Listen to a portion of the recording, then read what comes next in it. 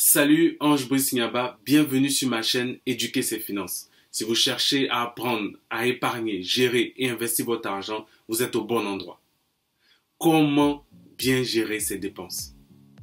En matière de gestion financière, c'est quelque chose de fondamental, la gestion des dépenses. Je ne sais pas où va mon argent. Au 15 du mois ou au 10 du mois, mon argent est fini, je suis au rouge.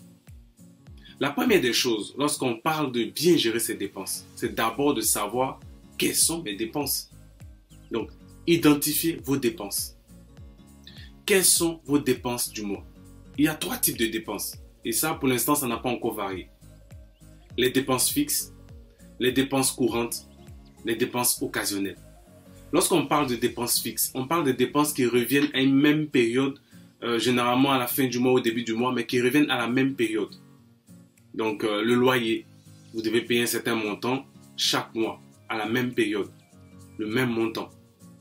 Les factures, factures d'eau, factures d'électricité, les abonnements, que ce soit sans faire de pub, le canal, Netflix, les abonnements téléphoniques. Il y a certains pays où peut-être vous utilisez des recharges téléphoniques, mais il y a des pays, surtout dans les pays européens, où on a des abonnements.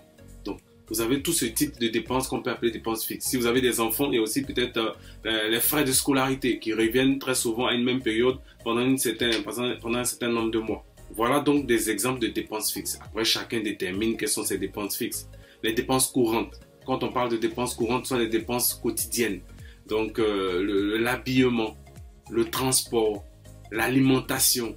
Les dépenses occasionnelles sont des dépenses qui viennent très souvent une fois dans l'année, ou 2 fois, mais qui ne sont pas régulières. Donc vous avez les anniversaires, les fêtes de fin d'année, les différentes fêtes qu'on peut avoir dans l'année. Vous avez également aussi les situations de décès, de funérailles, les baptêmes, les mariages. Donc ce sont des situations, des dépenses qui sont occasionnelles. Ce ne sont pas des situations où vous dépensez votre argent tout le temps, ou régulièrement, ou chaque fin de mois. Non. Vous avez donc 3 types de dépenses. Combien dépensez-vous pour chaque type ou pour chaque catégorie? Pour identifier vos dépenses, vous avez le choix. Soit la méthode traditionnelle, donc un cahier avec un stylo ou une feuille avec un stylo, soit des outils informatiques, donc tableau Excel ou des logiciels de gestion ou des applications de gestion. Tout dépend de ce avec quoi vous êtes à l'aise. Moi, par exemple, j'utilise un tableau Excel.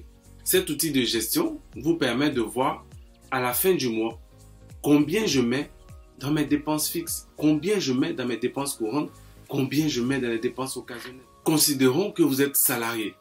Vous avez un salaire, je sais pas moi, compris entre 100 000, 400 000, 450 000 ou même un salaire d'1 million, peu importe. Le fait d'identifier, de calculer vos dépenses vous permettra de voir que finalement, l'ensemble de mes dépenses par mois tourne autour de 600 000, tourne autour de 700 000, tourne autour de 80 000, tourne autour de 1500 euros, 1000 euros, 800 euros. À partir du moment où vous avez une somme exacte, un montant exact, vous allez déterminer maintenant vos priorités. Quelles sont vos priorités? Quelles sont les dépenses que vous pouvez réduire? Quelles sont les dépenses que vous pouvez supprimer? Quelles sont vos priorités? Peut-être que la priorité pour vous, c'est d'abord avoir un logement. La priorité pour vous, c'est de pouvoir bien manger, vous déplacer à l'autre travail. La priorité, c'est de pouvoir payer l'école de vos enfants. Quelles sont vos priorités? Quelles sont les dépenses qui sont prioritaires? Vous allez au travail, chaque midi, vous allez manger au restaurant. Mais peut-être que finalement, c'est peut-être plus intéressant, plus économique de venir avec sa gamelle, son tupperware, avec sa nourriture cuisinée depuis la maison. Peut-être que c'est plus économique. Peut-être que finalement, au lieu de se retrouver à dépenser 2000, 3000 francs CFA chaque midi au restaurant quand on va au travail, ou 10, 15, 20 euros les midis, finalement avoir sa gamelle permet de faire des économies. Ou alors, au niveau vestimentaire. Moi, par exemple, je sais qu'en France, il y a généralement 2 grandes périodes de soldes, sans compter maintenant ces périodes intermédiaires, on a le Black Friday, on a certaines choses. Donc, ce que je fais une liste de mes besoins. De quoi est-ce que j'ai vraiment besoin? J'ai besoin de pantalons chino, j'ai besoin de blazers, j'ai besoin de chemises, j'ai besoin de sous-vêtements, j'ai besoin d'une paire de souliers, j'ai besoin d'une paire de baskets. Je fais la liste et je choisis les différentes périodes. À telle période, je vais acheter telle chose. À telle période, je vais acheter telle chose. Ou alors, lorsque je vais à Abidjan, ce que je fais, c'est que je fais coudre mes vêtements. Donc, cela me permet de faire des économies, cela me permet de réduire mes dépenses. Ou alors, pour certaines personnes, c'est plus qui vivent en Europe, le fait d'aller tout le temps au restaurant. Vous pouvez inviter les gens à la maison au lieu d'inviter les gens au restaurant. Cela permet de réduire les factures, de réduire les coûts. Donc, il y a plusieurs choses comme cela qu'on peut faire pour pouvoir réduire ces dépenses ou voire même les supprimer.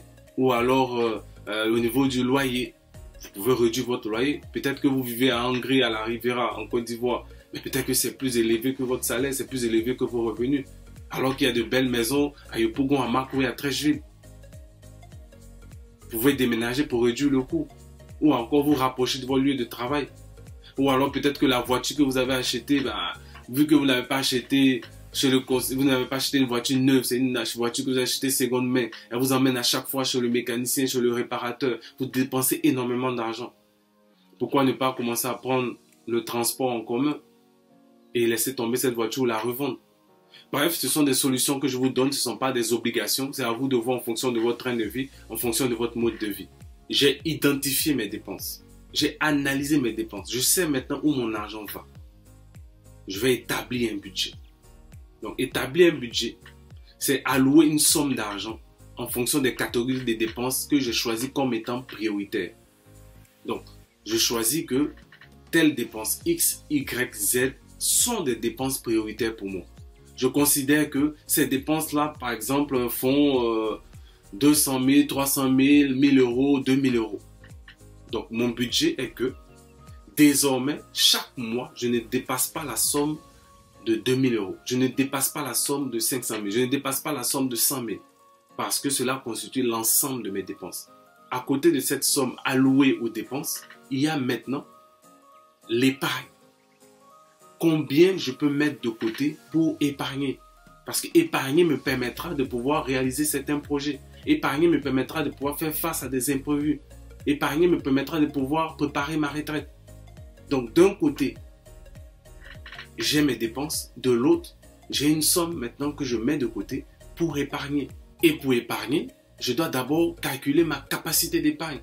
La capacité d'épargne s'obtient en faisant la soustraction entre mes revenus et mes dépenses. Et vu que j'ai déjà calculé mes dépenses, vu que je sais combien je dépense par mois, cela devient assez facile.